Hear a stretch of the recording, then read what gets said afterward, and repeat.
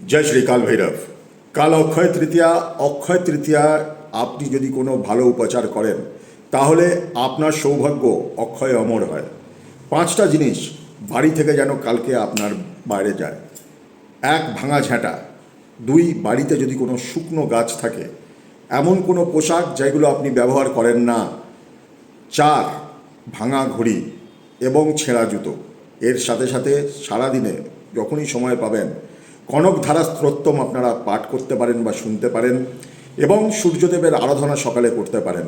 এতে সৌভাগ্য বৃদ্ধি হয় এবং তার সাথে সাথে আপনি বাড়িতে মঙ্গলঘট বসাতে পারেন, লক্ষ্মীনারায়ণের পুজো করতে পারেন, শ্রী গণেশ এবং মা মহালক্ষ্মীর পুজো করতে পারেন এবং সবথেকে ভালো হচ্ছে শ্রীকৃষ্ণের পায়ে একটি চন্দনের ফোঁটা দিতে পারেন।